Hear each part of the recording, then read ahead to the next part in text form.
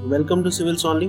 आज के सेशन में हम लोग ओल्ड मॉडर्न एनसीईआरटी जो बिपिन चंद्रा वाली है थर्ड चैप्टर को डिस्कस करेंगे। जितने भी एमसीक्यूज है उसको इंक्लूड किया गया है और जिस क्वेश्चन के भी एक्सप्लेनेशन आपको चाहिए होगा आप कमेंट सेक्शन में कमेंट कीजिएगा, उस क्वेश्चन के एक्सप्लेनेशन को टैग कर दिया जाएगा। तो चलिए स्टार्ट करते हैं। तो जो पहला क्वेश्चन है निम्नलिखित कथनों पर विचार कीजिए। प्लासी की लड़ाई के बाद अंग्रेजी ईस्ट इंडिया कंपनी को बिहार और उड़ीसा की दीवानी का अधिकार मिल गया। दूसरा स्टेटमेंट है प्रारंभ में कंपनी ने राजस्व संग्रह की उसी पुरानी प्रणाली को जारी रखा जो प्रारंभिक मुगलों के दौरान प्रचलित थी। तो इनमें से कौन सा कथन सही है? केवल एक दो दोनों या फिर इनमें से कोई नहीं। तो जो पहला स्टेटमेंट है प्लासी की लड़ाई के बाद अंग्रेजी ईस्ट इंडिया कंपनी को बिहार उड़ीसा की दीवानी का अधिकार मिल गया, ये बिल्कुल सही है। और दूसरा स्टेटमेंट भी सही है कि प्रारंभ में कंपनी ने राजस्व संग्रह की उसी पुरानी प्रणाली को जारी रखा जो प्रारंभिक मुगलों के दौरान प्रचलित थी। दूसरा क्वेश्चन है भू राजस्व प्रणाली के संबंध में भू राजस्व को एक अस्थायी राशि पर तय करने जिसे अस्थायी बंदोबस्त प्रणाली भी कहा जाता था। अस्थायी बंदोबस्त प्रणाली को क्या कहा जाता था? परमानेंट सेटलमेंट इंग्लिश में। तो इसके क्या कारण थे? पहला, प्रारंभिक वास्तविक राजस्व संग्रह साल दर साल अलग होता था। दूसरा, न तो रैयत और न ही जमींदार ने खेती में सुधार के लिए कुछ किया। और तीसरा, अगले वर्ष के राजस्व संग्रहकर्ता की नियुक्ति को लेकर अस्पष्टताएं होती थी। इनमें से कौन सा कथन सही है ये आपको बताना है। तो देखिए जो तीनों स्टेटमेंट है ना, जो प्रारंभिक वास्तविक राजस्व संग्रह साल दर साल अलग होता था मतलब बदलता रहता था, ये भी सही है। न तो रैयत और न ही जमींदार, इन्होंने खेती में सुधार के लिए कुछ नहीं किया, ये भी सही है। सुधार के लिए कुछ किया, ठीक है, ये भी गलत है कि इन्होंने कुछ किया था। दूसरा स्टेटमेंट भी मतलब इस क्वेश्चन के हिसाब से सही है। तीसरा स्टेटमेंट है अगले वर्ष के राजस्व संग्रहकर्ता की नियुक्ति को लेकर अस्पष्टताएं बनी होती थी, ये भी सही है। तीसरा क्वेश्चन जो है स्थायी बंदोबस्त के बारे में है कि इन जो कथन दिए गए इन कथनों में से कौन सा गलत है अस्थायी बंदोबस्त के संदर्भ में। तो पहला है इसकी शुरुआत लॉर्ड कॉर्नवालिस ने की थी। दूसरा, जमींदारों और राजस्व संग्राहकों को कई जमींदारों में बदल दिया गया। और तीसरा है उनका स्वामित्व का अधिकार वंशानुगत और हस्तांतरणीय नहीं था, ट्रांसफरेबल नहीं था। या चौथा, जमींदार लगान का 10/11वां भाग राज्य को देते थे। तो इसमें कौन सा गलत है? तो जो पहला, दूसरा और चौथा जो ABD है ऑप्शन, ये तो सही है, बट उनका स्वामित्व का अधिकार वंशानुगत हस्तांतरणीय नहीं था, ये गलत है। और यूपीएससी पूछ भी चुकी है इस स्टेटमेंट के साथ कि ट्रांसफरेबल था या नहीं था, ठीक है। चौथा क्वेश्चन है निम्नलिखित कथनों पर विचार कीजिए। स्थायी बंदोबस्त की व्यवस्था के तहत राजस्व का प्रारंभिक निर्धारण मनमाने ढंग से और जमींदारों के साथ किसी भी परामर्श किए बिना किया जाता था। दूसरा, राजस्व की दरें बहुत ऊंची तय की गई थी, क्या ये सही है? तो इन दोनों कथनों में से कौन सा सही है ये आपको बताना है। तो जो सी ऑप्शन है यानी कि पहला और दूसरा स्टेटमेंट इस संदर्भ में दोनों सही है। पांचवा क्वेश्चन, भू राजस्व के अस्थायी बंदोबस्त के तहत जमींदारों को भूमि के मालिक के रूप में मान्यता देने के ब्रिटिश कंपनी के निर्णय के पीछे निम्नलिखित में से कौन सा कारक थे? अंग्रेजों को भारत में अपने राजनीतिक सहयोगियों की आवश्यकता थी। दूसरा, भारत में विस्तारवादी गतिविधियों को चलाने के लिए वित्तीय स्थिरता जरूरी था। तीसरा, अस्थायी बंदोबस्त से कृषि उत्पादन में बढ़ने की उम्मीद थी। इनमें से कौन सा कारक था ये आपको बताना है। तो तीनों जो है स्टेटमेंट इस संदर्भ में सही है, ठीक है। ये तीनों है ना कि अंग्रेजों को भारत में राजनीतिक सहयोग की जरूरत थी, विस्तारवादी गतिविधियों को चलाने के लिए वित्तीय स्थिरता की जरूरत थी और स्थायी बंदोबस्त से कृषि उत्पादन में बढ़ोतरी की उम्मीद थी, ये तीनों सही है। छठा क्वेश्चन है अंग्रेजी ईस्ट इंडिया कंपनी ने दक्षिण और दक्षिण पश्चिमी भारत में अस्थायी बंदोबस्त की जगह रैयतवारी बंदोबस्त को क्यों चुना था? अच्छा, आपने अगर चैप्टर को पढ़ा है, जैसा कि मैं बोलता हूँ कि इस जो MCQ सेशन है इसको करने से पहले आप पहले चैप्टर को रीड कर ले, इसलिए क्योंकि एनालिटिकल क्वेश्चंस होते हैं। तो अगर आपने पढ़ा होगा चैप्टर को तो देखा होगा कि ये 3 तरह के राजस्व जो भू संग्रह प्रणाली थी। पहला परमानेंट सेटलमेंट जिसको बोलते हैं, दूसरा रैयतवारी बंदोबस्त और तीसरा महलवारी व्यवस्था थी। तो ये एरिया वाइज डिवाइडेड था, मतलब कि एरिया के हिसाब से इन्होंने सेटलमेंट कर रखा था। तो यही पूछ रहा है कि ईस्ट इंडिया कंपनी ने दक्षिण और दक्षिण पश्चिमी भारत में अस्थायी बंदोबस्त की जगह, परमानेंट सेटलमेंट की जगह रैयतवारी सिस्टम को क्यों चुना? इसका क्या कारण था? पहला, कि इन क्षेत्रों में बड़े जमींदारों का अभाव होता था। दूसरा, जमींदारी प्रथा के लागू होने से मौजूदा स्थितियां खराब हो जाती। तीसरा, अस्थायी बंदोबस्त के तहत जमींदार किसानों पर अत्याचार करते थे। तो इनमें से कौन सा सही है स्टेटमेंट छठा क्वेश्चन में? तो अगर देखें तो जो तीनों स्टेटमेंट है ना कि इन क्षेत्रों में जमींदारों का अभाव था, सही है। जमींदारी प्रथा के लागू होने से मौजूदा स्थितियां खराब हो जाती थी, ये भी सही है। और जो तीसरा है, स्थायी बंदोबस्त के तहत जमींदार किसानों पर अत्याचार करते थे, ये भी सही है, जैसा कि देखा गया था बंगाल बिहार वगैरह। सातवां क्वेश्चन है, निम्नलिखित में से किस क्षेत्र में अस्थायी बंदोबस्त प्रचलित नहीं था? इसका करेक्ट आंसर क्या होगा? पंजाब। जैसा आपको ऑप्शन में दिख रहा होगा, उड़ीसा, बिहार, वाराणसी, ये इन क्षेत्रों में था और पंजाब में ये प्रचलित नहीं था। आठवां क्वेश्चन है, रैयतवारी बंदोबस्त के संदर्भ में कौन सा कथन सही है? पहला, इस व्यवस्था के अंतर्गत किया गया समझौता अस्थायी नहीं होता था। और दूसरा, भू राजस्व का भुगतान करने में विफल रहने पर कृषकों को उनकी भूमि जब्त होने का कोई डर नहीं था। ठीक है, डर नहीं था। इसमें पहला स्टेटमेंट तो सही है, बट दूसरा स्टेटमेंट गलत है। On the face of it जो स्टेटमेंट दिया हुआ वो गलत है। ठीक है, तो इसका करेक्ट आंसर क्या बनेगा? 8 का ए। 9वें क्वेश्चन में चलते हैं। वे कौन से कारक हैं जो दर्शाते हैं कि रैयतवारी बंदोबस्त के तहत रैयतों के स्वामित्व अधिकारों को नकार दिया गया था?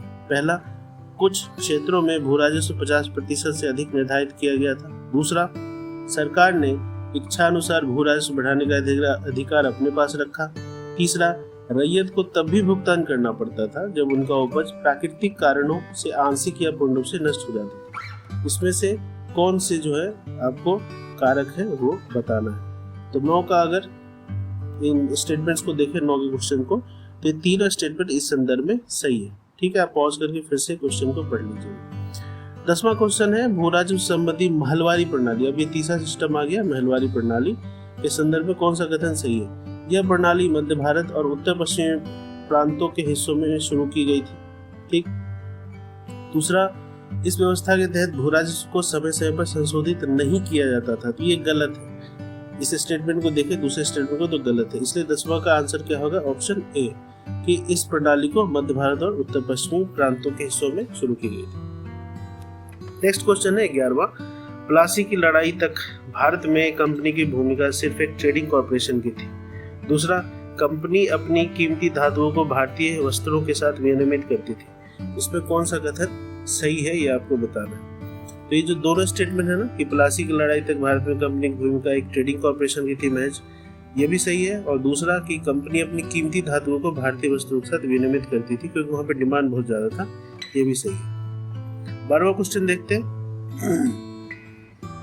1757 से 1857 के बीच भारत में ब्रिटिश आर्थिक नीतियों के संदर्भ में कौन से कथन सही है? पहला, ब्रिटिशों ने बंगाल के राजस्व का उपयोग भारतीय वस्तुओं के निर्यात को वित्त पोषित करने के लिए किया था।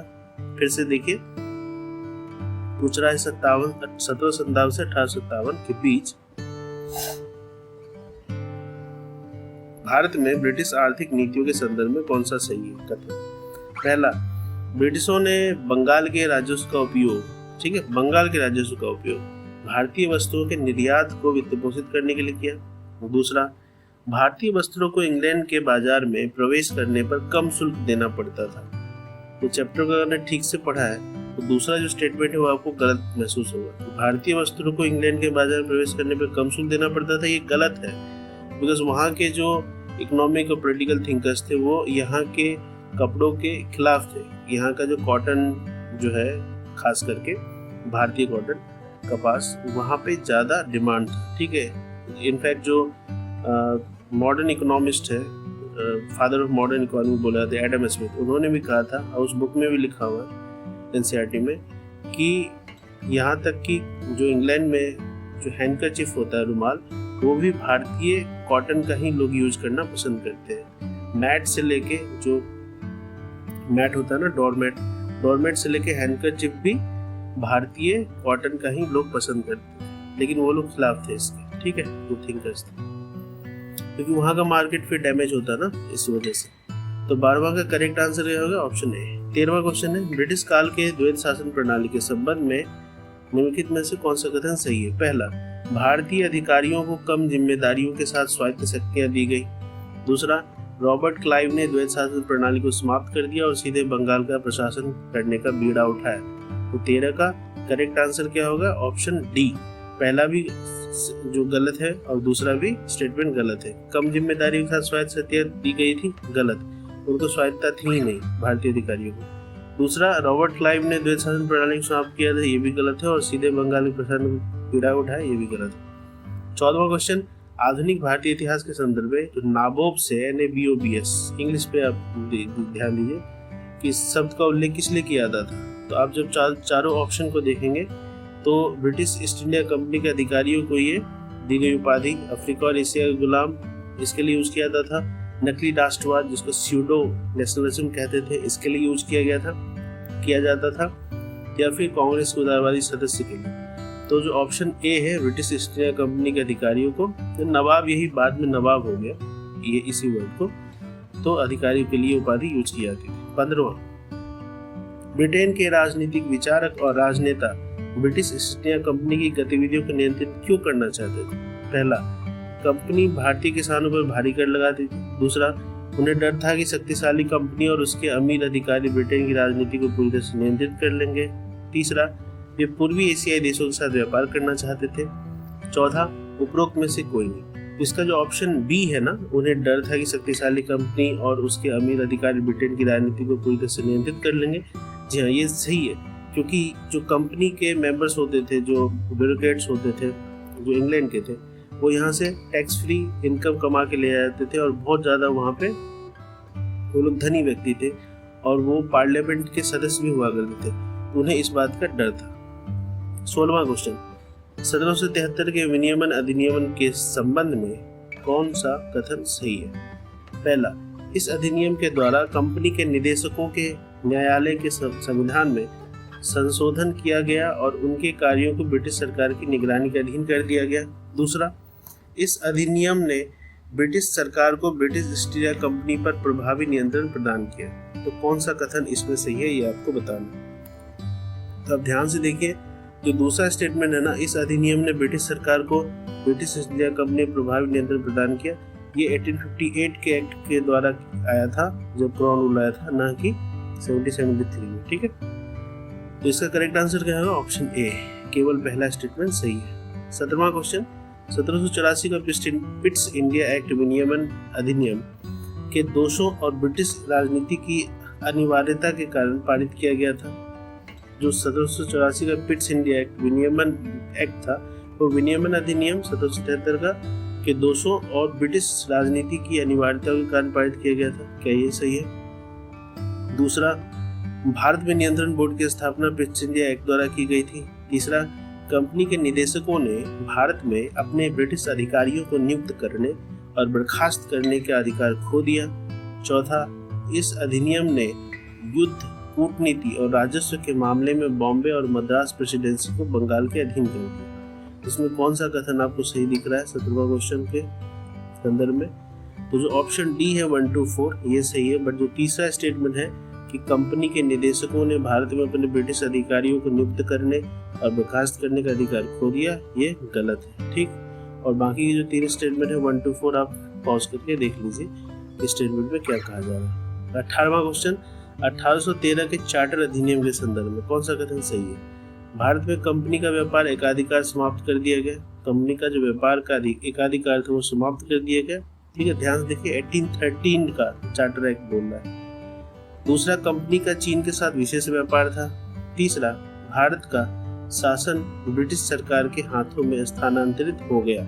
इसमें कौन सा कथन सही है? तो जो तीसरा स्टेटमेंट है, दोबारा से देखिए, भारत का शासन ब्रिटिश सरकार के हाथों में स्थानांतरित हो गया, ये गलत था, ये 1858 में हुआ था। ठीक है, तो इसका करेक्ट आंसर क्या हो जाएगा? Option C.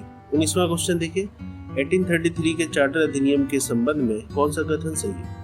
कंपनी का चीन के साथ व्यापार का एकाधिकार समाप्त हो गया। ठीक, ऊपर आपने 13 देखा, इसमें कि चीन के साथ विशेष व्यापार का अधिकार मिला। 33 के बारे में पूछा जा रहा है। पहला स्टेटमेंट कि चीन के साथ व्यापार का एकाधिकार समाप्त हो गया। दूसरा, कंपनी के ऋणों को भारत सरकार ने अपने ऊपर ले लिया। तो कौन सा कथन सही है? दोनों। 1833 के चार्टर अधिनियम के संबंध में ये दोनों स्टेटमेंट सही होगा। 20वां, कौन सा कथन सही है? 1833 के चार्टर अधिनियम के बाद, ठीक है, 1833 के चार्टर अधिनियम के बाद गवर्नर जनरल ब्रिटिश सरकार की देखरेख में कार्य करने लगा। दूसरा, भारत में शासन व्यवस्था भारतीय प्रजा को न्याय दिलाने के लिए बनाई गई थी। तो क्या आपको ये दूसरा स्टेटमेंट सही लग रहा है कहीं से भी? तो दूसरा स्टेटमेंट गलत होगा, इसलिए जो पहला स्टेटमेंट है वो सही होगा, इसलिए option A is the correct answer. 21वां क्वेश्चन, ब्रिटिश आर्थिक नीतियों के तहत ब्रिटेन में आयातित सूती कपड़ों के उपयोग के विरुद्ध कानून बनाए गए। ब्रिटिश आर्थिक नीतियों के तहत ब्रिटेन में आयातित सूती कपड़ों के उपयोग के विरुद्ध कानून बनाए गए। और दूसरा, ब्रिटिश बाजार में भारतीय कपास की अत्यधिक मांग थी। इनमें से कौन सा कथन सही है? हम लोग पहले भी डिस्कस कर चुके हैं कि यहाँ के कॉटन का वहाँ पे डिमांड ज़्यादा था ब्रिटेन में, तो ये सही है। और दूसरा, चूंकि इसी को कंट्रोल करना था, इसके विरुद्ध थे वो नीतिकार, इसलिए इसके विरुद्ध उन्होंने कानून बनाया। इसके विरुद्ध जो इम्पोर्टेड कॉटन कपड़े थे उसके विरुद्ध, जो सिल्क और कॉटन वगैरह थे। 22वां, आधुनिक भारतीय इतिहास के किस संदर्भ में निम्नलिखित कथन उद्धृत किए गए थे?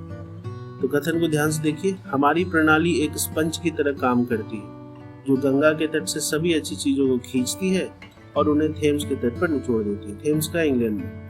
तो किस संदर्भ में कहा गया था ये? तो चारों ऑप्शन को देखेंगे तो भारत से जो इंग्लैंड धन निष्कासन है ना, जो बहिर्गमन कहते हैं, धन बहिर्गमन, तो इसके ही संदर्भ में कहा गया था। अब कमेंट में बताइए कि ये कहा किसने था? एक अंग्रेज ही था जिसने कहा था, ठीक है, मद्रास बोर्ड का वो चेयरमैन था। 23वां क्वेश्चन, अंग्रेजों द्वारा भारत में परिवहन के साधनों के विकास के संदर्भ में कौन सा कथन सही है?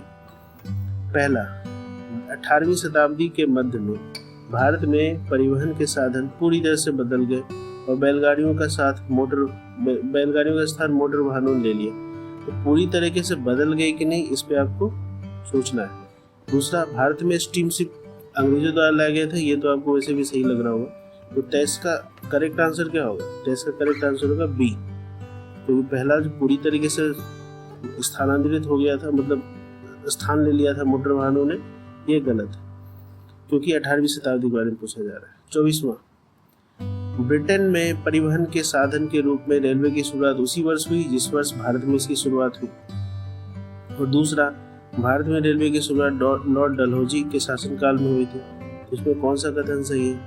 तो लॉर्ड डलहौजी ने तो किया था 1853 में, पहला पुणे से ठाणे को चला था रेलवे, लेकिन जो पहला स्टेटमेंट है वो गलत है, क्योंकि यहाँ पे 1853 में चला था, बट ब्रिटेन में पहला कब चला था? 1814 में, इसलिए पहला स्टेटमेंट गलत है। 25वां क्वेश्चन, भारत में इसकी शुरुआत के दौरान संचार के साधनों, तो ये मीन्स ऑफ कम्युनिकेशन के बारे में पूछा जा रहा है, इसके संबंध में कौन सा कथन सही है बताना। पहली टेलीग्राफ लाइन मुंबई से पुणे तक शुरू की गई थी। दूसरा, लॉर्ड कॉर्नवालिस ने भारत में डाक टिकटों की शुरुआत की। और तीसरा, डाक दरें कम कर दी गई और एक समान दर वसूली की जाती थी। कौन सा कथन सही है? तो इसका जो दूसरा स्टेटमेंट है इसको ध्यान से देखिए। दूसरा स्टेटमेंट क्या कर रहा है? लॉर्ड कॉर्नवालिस ने शुरू की थी, ये गलत है, क्योंकि लॉर्ड डलहौजी ने ही कम्युनिकेशन और ट्रांसपोर्टेशन में अपना अहम भूमिका निभाया था, इसलिए टेलीग्राफ भी, डाक टिकट भी उसने ही शुरू की थी। और जो तीसरा स्टेटमेंट है, अगर कंफ्यूजन है आपको, तो पहले जहाँ की पर किलोमीटर यानी डिस्टेंस के हिसाब से जो दरें थी वो चेंज होती थी डाक टिकट की, उसको डलहौजी ने क्या किया? एक समान कर दिया, ठीक, और कम भी कर दिया था। तो तीसरा भी सही है, पहला भी सही है, बट दूसरा स्टेटमेंट गलत है। तो ये था chapter 3, the structure of government and economic policies of British empire in India, कि भारत में ब्रिटेन के प्रशासन और आर्थिक नीतियाँ 1757 से 1857 तक।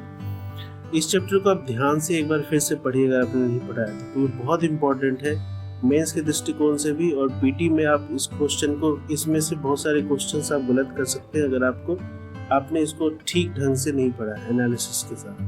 ठीक है, तो मिलते हैं 4th चैप्टर में नेक्स्ट सेशन में, तब तक के लिए थैंक यू।